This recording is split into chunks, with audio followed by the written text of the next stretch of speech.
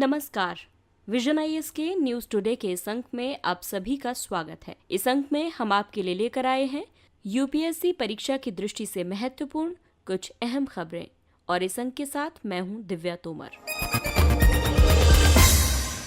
इस अंक की सबसे पहली खबर आर्थिक जगत से। भारतीय रिजर्व बैंक के गवर्नर ने कोरोना की दूसरी लहर से निपटने के लिए उपायों की घोषणा की है। आरबीआई द्वारा वर्तमान आर्थिक स्थिति के आकलन के मुताबिक वैश्विक अर्थव्यवस्था में सुधार के संकेत मिल रहे हैं। वर्ष 2020-21 में उच्च खाद्यान्न उत्पादन के साथ कृषि क्षेत्र की लोचशीलता बनी रही है, जो अन्य क्षेत्रों को खाद्य सुरक्षा और सहायता प्रदान करता है।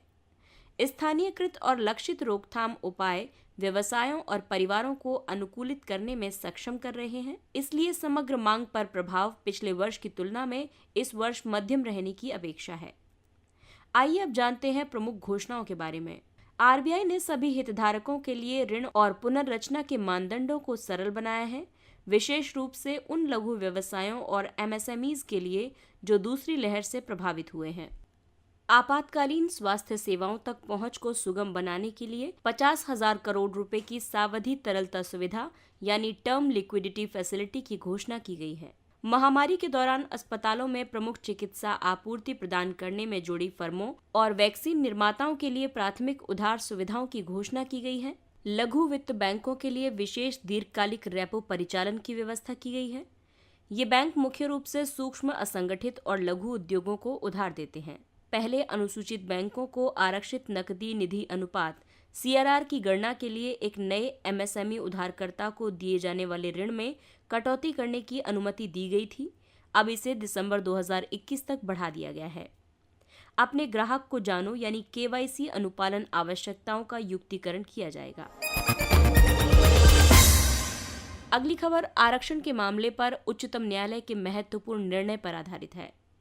उच्चतम न्यायालय के अनुसार मराठा आरक्षण असंवैधानिक है और समानता के अधिकार का उल्लंघन है। सुप्रीम कोर्ट ने न्यायमूर्ति एनजी गायकवाड़ आयोग की संस्तुतियों को खारिज कर दिया, जिनके आधार पर मराठा आरक्षण के लिए कानून बनाया गया था। सुप्रीम कोर्ट ने ये निर्णय दिया था कि आरक्षण के प्रश्न को केवल महाराष्ट्र में 50% से अधिक सीमा तक सीमित नहीं किया जा सकता।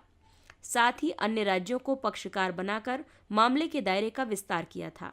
इसने राज्यों को इस मुद्दे पर आमंत्रित किया था कि क्या आरक्षण को 50% सीमा के भीतर रहना चाहिए या नहीं।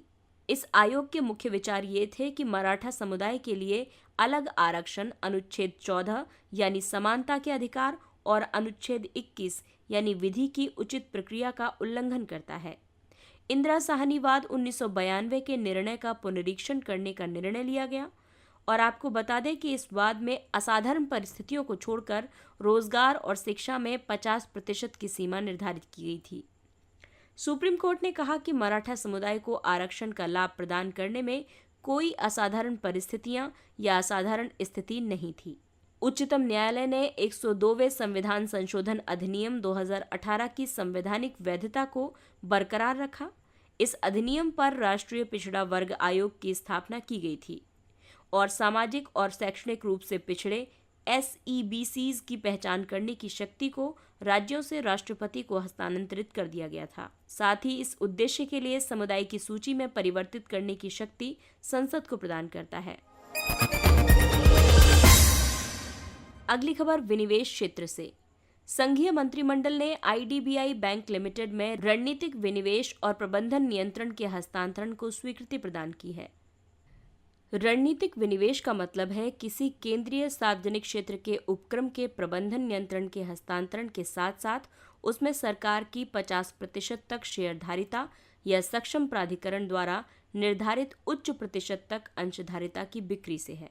वर्तमान में जीवन बीमा निगम भारतीय औद्योगिक विकास बैंक IDBI के प्रबंधन नियंत्रण के साथ प्रवर्तक है और भारत सरकार सह प्रवर्तक है। इस विनिवेश के मुख्य उद्देश्यों की बात करें तो सरकार की इक्विटी के रणनीतिक विनिवेश के माध्यम से प्राप्त संसाधनों का उपयोग नागरिकों को लाभान्वित करने वाले सरकार के विकास कार्यक्रमों को वित्त पोषित करने के लिए किया जाएगा। राजकोष पर राजकोषीय बोझ को कम करना, सार्वजनिक वित्त में सुधार करना, समृद्धि और विकास कार्यक्रमों का वित्त पोषण करना, बाजार में प्रतिस्पर्धा को बनाए रखना और बढ़ावा देना शामिल है। आइए अब बात करते हैं इनके मुद्दों की। इसमें लाभकारी और लाभांश देने वाले सार्वजनिक उपक्रमों की बिक्री से सरकार की नियमित आय का नुकसान होगा। संपूर्ण निजीकरण की वजह से सार्वजनिक एकाधिकार का स्थान निजी एकाधिकार द्वारा ग्रहण किया जा सकता है। इससे संबंधित निजी क्षेत्र अपनी स्थिति का उपयोग कई सेवाओं की लागत बढ़ाने और उच्च लाभ अर्जित करने के लिए करेंगे। इसके अलावा सार्वजनिक उपक्रमों के कर्मचारियों में नौकरी खोने का भय उत्पन्न हो गया है। राजकोषीय घाटे के निराकरण के लिए विनिवेश से उपलब्ध धन का उपयोग अहितकर और अल्पकालिक उपाय है।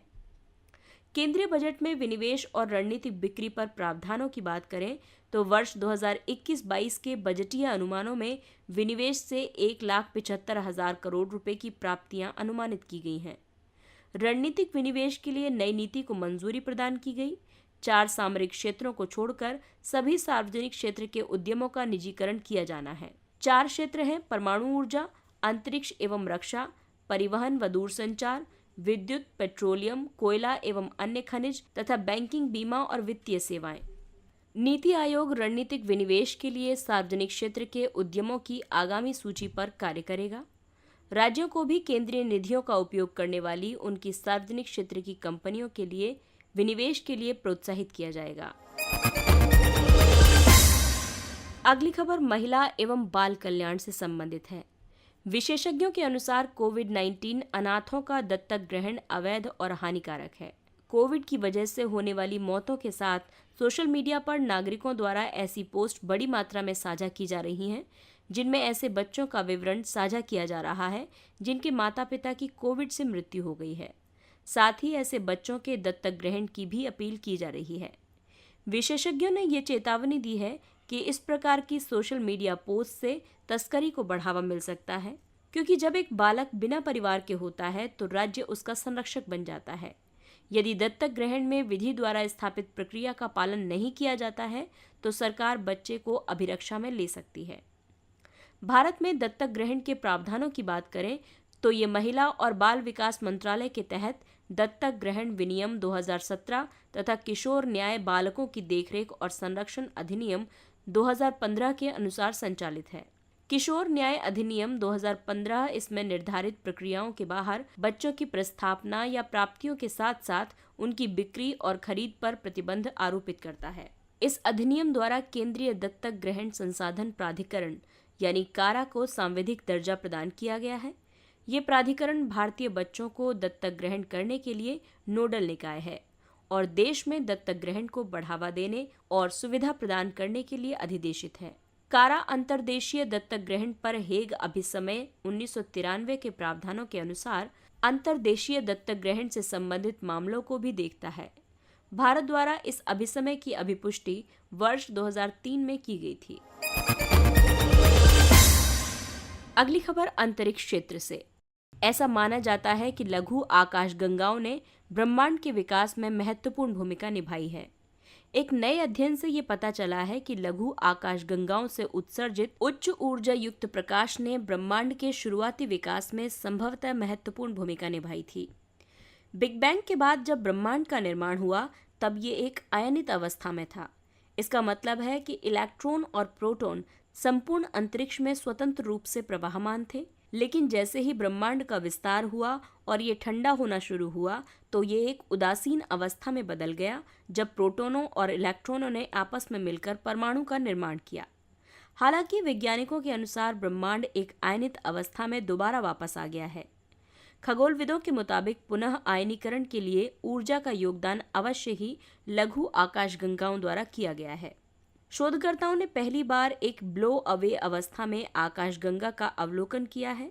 इसका नामकरण पॉक्स 186 किया गया है, यानी हाइड्रोजन मेघों को हटा दिया गया है, जिससे उच्च ऊर्जा प्रकाश का पलायन हो जाता है। वैज्ञानिकों को ये संशय है कि इस ब्लो अवे का कारण कई सुपरनोवा या अंतिम अवस्था वाले सितारों का बेहद कम समय अंतराल में होने वाले विस्फोट से था। हालांकि निष्कर्ष ये पुष्टि करते हैं कि एक ब्लो अवे संभव है। साथ ही ये विचार की भी पुष्टि करते हैं कि लघु आकाशगंगाएं मुख्य रूप से ब्रह्मांड के पुनः आयनीकरण के लिए उत्तरदायी थीं और ये ब्रह्मांड की वर्तमान स्थिति पर अधिक जानकारी प्रदान करने के लिए भी महत्वपूर्ण है। आइए अब नजर डालते हैं कुछ संक्षिप्त किंतु महत्वपूर्ण खबरों पर। पीएम केयर्स फंड ये एक सार्वजनिक धर्मार्थ न्यास है जिसका नाम है आपात स्थितियों में प्रधानमंत्री नागरिक सहायता और राहत कोष। ये किसी भी प्रकार की आपातकालीन या संकट की स्थिति से निपटने और प्रभावितों को राहत प्रदान करने के प्राथमिक उद्देश्य के लिए निर्मित एक समर्पित राष्ट्रीय कोष है। प्रधानमंत्री इसके पदेन अध्यक्ष होते हैं तथा रक्षा मंत्री, गृह मंत्री और वित्त मंत्री निधि के पदेन न्यासी होते हैं। G7 के विदेश मंत्रियों की बैठक। भारत के विदेश मंत्री ने G7 के विदेश मंत्रियों की वर्चुअल बैठक में भाग लिया। G7 Canada, France, Germany, Italy, Japan, United kingdom और संयुक्त राज्य अमेरिका जैसे औद्योगिकृत लोकतांत्रिक देशों का एक समूह है। G7 राष्ट्रीय वैश्विक आर्थिक प्रशासन, अंतर्राष्ट्रीय सुरक्षा और ऊर्जा नीति जैसे मुद्दों पर चर्चा करने के लिए वार्षिक रूप से बैठक करते हैं।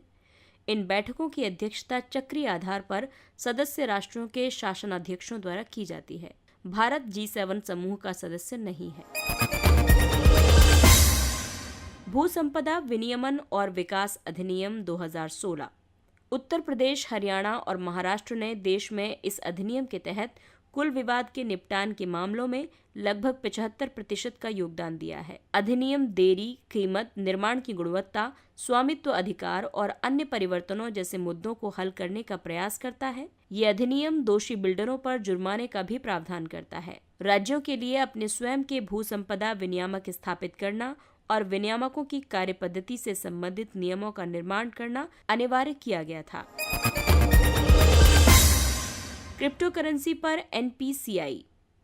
भारतीय राष्ट्रीय भुगतान निगम NPCI ने क्रिप्टो करेंसी के व्यापार से संबंधित फंड की गतिशीलता को ब्लॉक करना अस्वीकृत कर दिया है।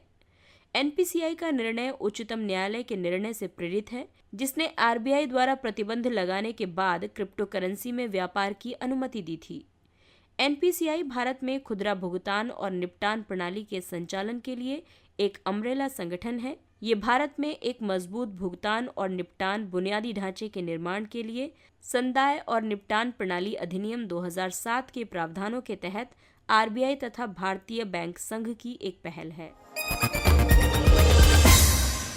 सामाजिक सुरक्षा संहिता। श्रम और रोजगार मंत्रालय द्वारा सामाजिक सुरक्षा संहिता 2020 की धारा 142 के आधार की प्रयोज्यता को शामिल करते हुए अधिसूचित किया गया है। हालांकि ये मंत्रालय को आधार डेटा एकत्र करने का अधिकार प्रदान करता है, लेकिन आधार के न होने पर श्रमिकों को लाभ से वंचित नहीं किया जाएगा।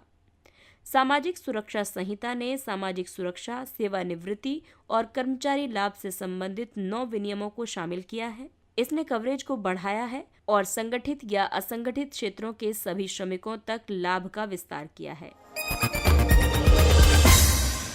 मेघ प्रस्फुटन। उत्तराखंड के चमोली, टिहरी और रुद्रप्रयाग जिलों के कई गांव मेघ प्रस्फुटन की घटनाओं के कारण बह गए हैं। मेघ प्रस्फुटन किसी भी क्षेत्र में लगभग 10 सेंटीमीटर प्रति घंटे या उससे अधिक की वर्षा किसी स्थान पर दर्ज की जाती है जो लगभग 10 बाय 10 किलोमीटर क्षेत्र में है, तो इसे मेघ प्रस्फुटन की घटना के रूप में जाना जाता है। पर्वतीय क्षेत्रों में इनके होने की अधिक संभावना है, लेकिन मैदानी क्षेत्रों में भी ये घटनाएं हो सकती हैं। सूत्रा मॉडल। कोविड-19 महामारी के उत्थान और उत्सर्ग का सटीक अनुमान लगाने के लिए सरकार समर्थित मॉडल, जिसे सूत्रा कहा जाता है, इस पर कई चिंताएं प्रकट की गई हैं।